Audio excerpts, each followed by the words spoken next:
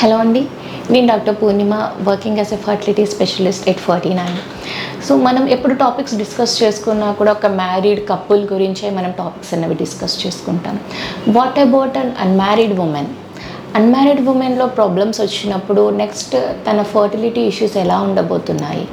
So పెళ్ళికి ముందు కూడా చాలా మట్టుకి చాలామంది ఈ డిస్మెనోరియా కానీ, లేదంటే ఓవేరియన్ సిస్ట్ కానీ, ఫైబ్రాయిడ్స్ కానీ, ఎండోమెట్రియోసిస్ కానీ ఫేస్ చేసి ఉంటారు. వాళ్ళకి సర్జరీస్ అయ్యి ఉంటాయి. పెళ్ళి కాకముందే గర్భసంచికి పెద్ద పెద్ద గడ్డలు లైక్ ఫైబ్రాయిడ్స్ ఉండడం, ఆ ఫైబ్రాయిడ్స్ వల్ల సివియర్ బ్లీడింగ్, సివియర్ కడుపు నొప్పి ఉండడం, అది భరించలేక మనం ఆ గడ్డలు తీయించే సర్జరీ చేసుకుంటాము. సో అదర్వైజ్ లేదంటే మనకి ఇప్పుడు పెళ్ళి అన్నది డిలేడ్గా జరుగుతుంది సొసైటీలో, that everybody knows. At up to 28-30 కూడా we're getting married, we're delaying till that.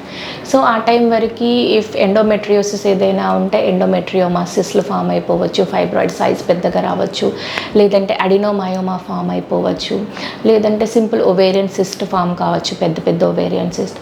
So ఈ ఫ్యాక్టర్స్ అన్నీ ఉన్నప్పుడు ఏంటంటే we will do the medical treatment, and medical treatment fail అయిపోతే మీకు సిమ్టమాటిక్ రిలీఫ్ కోసం అని చెప్పి then we will go for the surgery. So surgery చేసేసాము, మీకు ఎండోమెట్రియోమాస్ ఏవైతే ఉన్నాయో అవి తీసేసాము, ఓవేరియన్ సిస్ట్లు తీసేసాము, గర్భసంచి గడ్డలు తీసేసాము. సో అవన్నీ తీసేసినప్పుడు పేరెంట్స్ అడిగే క్వశ్చన్ ఒకటి, మేడం మరి దీనివల్ల తన ఫ్యూచర్ లైఫ్ ఎలా ఉండబోతుంది, ఫ్యూచర్లో తన ఫర్టిలిటీ ఎలా ఉండబోతుంది, తన ఫర్టిలిటీని ఇది ఎఫెక్ట్ చేస్తుందా? మరి ఎఫెక్ట్ చేయకుండా ఉండాలి అంటే మేము తీసుకోవాల్సిన జాగ్రత్తలు ఏంటి, నెక్స్ట్ మమ్మల్ని ఎలా ప్రొసీడ్ కమ్మంటారు అని చెప్పి అడుగుతుంటారనమాట.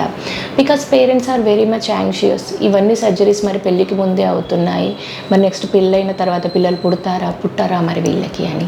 మనం అర్థం చేసుకోవాల్సింది ఏంటంటే మనకి ఇలాంటి ప్రాబ్లమ్స్ అన్నీ ఉన్నప్పుడు లైక్ మన గర్భసంచికి ఫైబ్రాయిడ్స్ కానీ, ఎండోమెట్రియోసిస్, ఓవేరియన్ సిస్ట్లు, ఇవన్నిటికీ మనకి ఆపరేషన్స్ అయినా కూడా there is a high chance of recurrence. అంటే ఒక 2-3 ఇయర్స్లో మళ్ళీ అవి తయారు కావచ్చు, మళ్ళీ మీరు ఆపరేషన్కో లేదో మెడికల్ ట్రీట్మెంట్కో వెళ్ళొచ్చు. There is no permanent treatment. ఒకసారి సిస్ట్ ఉందని ఆపరేషన్ చేసినా మళ్ళీ రావచ్చు, ఒకసారి మీకు గర్భసంచి గడ్డలకు ఆపరేషన్ చేసినా మళ్ళీ 2-3 సంవత్సరాల్లో మళ్ళీ తయారు కావచ్చు, మళ్ళీ పెరగచ్చు. ఎండోమెట్రియోమాస్, అటు ఇటు ఎండోమెట్రియోసిస్తో వచ్చే రక్తపు గడ్డలు అంటాం కదా, చాక్లెట్ సిస్ట్, అవి కూడా మళ్ళీ తయారు కావచ్చు. సో మీరు పెళ్ళికి ముందు సర్జరీ చేయించుకున్నా కూడా అవి మళ్ళీ మీ లైఫ్లో మళ్ళీ ఇంకో 2-3 ఇయర్స్లో మళ్ళీ ఫామ్ కావచ్చు. సో ఇట్లాంటి కండిషన్లో ఉన్న లేడీస్కి అందరికీ, పేరెంట్స్కి అందరికీ మేము చెప్పేది ఏంటంటే get married as soon as possible and plan for the pregnancy. Because high chances of recurrence ఉంది. అంటే 2-3 ఇయర్స్లో మళ్ళీ రావచ్చు, మళ్ళీ మీరు ఇదే ప్రాబ్లం ఫేస్ చేయాల్సి రావచ్చు. అండ్ మనం రిపీటెడ్గా ఆపరేషన్స్ చేస్తూ పోతే ఏమవుతుంది, గర్భసంచి కెపాసిటీ తగ్గిపోతుంది, అండాశయాల్లో ఉన్న అండాల ఓవేరియన్ రిజర్వ్ తగ్గిపోతుంది. సో మనం ఇవన్నీ తగ్గిపోయినప్పుడు నెక్స్ట్ ఫ్యూచర్లో ఫర్టిలిటీ ప్రాబ్లమ్స్ అన్నవి డెఫినెట్గా అరైజ్ అవుతాయి. అందుకని అట్లాంటి పేరెంట్స్కి చెప్పేది ఏంటంటే వీలైనంత తొందరగా పెళ్లి చేసి ప్రెగ్నెన్సీ ప్లానింగ్ అనేది చేయండి అని చెప్పి చెప్తాము. కొందరు అంటారు లేదండి మాకు ఇప్పుడే ప్రెగ్నెన్సీ ప్లానింగ్ కానీ పెళ్లి చేసుకునే ఉద్దేశం లేదు, అదొకటే సొల్యూషనా, ఇంకా మా లైఫ్కి ఇంకేం లేదా అని. లేదండి, అదొక్కటే సొల్యూషన్ కాదు. సైన్స్ అన్నది ఎంతో డెవలప్ అయింది, ఎంతో టెక్నాలజీ ఉంది. So you can go for the oocyte freezing also. Endometriosis ఉండి, అడెనోమయోసిస్ ఉండి మీరు బాగా సఫర్ అవుతున్నారు అనుకుంటే and you are not planning for the pregnancy in your near future, the best option for you is the oocyte freezing. అంటే మీ eggs ఇంకా ఫ్యూచర్లో తగ్గిపోయే అవకాశం ఉంది కాబట్టి ఈ టైంలో ఇప్పుడు ఎప్పుడైతే బాగున్నాయో అదే టైంలో మీకు ఎగ్స్ పెరగడానికి కావాల్సిన ఇంజెక్షన్స్ అన్నీ ఇచ్చి ఆ ఎగ్స్ అన్నిటిని బయటకు తీసి ప్రిజర్వ్ చేస్తామన్నమాట. సో దట్ మీకు ఫ్యూచర్లో ఇంకా ఓవేరియన్ సిస్ట్లు బాగా వచ్చి మళ్ళీ మీరు సర్జరీస్కి పోయినా అట్లీస్ట్ ఈ ఊసైట్స్ అన్నవైతే పర్మనెంట్గా మీకు ఒక సేఫ్టీ బ్యాంక్లో, ఒక లాకర్లో పెట్టినట్టుగా ఉంటాయి. సో మీరు ఎప్పుడైతే మళ్ళీ ప్రెగ్నెన్సీ ప్లానింగ్ అనుకుంటున్నారో అప్పుడు వీటినన్నిటిని కూడా మీరు యూటిలైజ్ చేసుకోవచ్చు.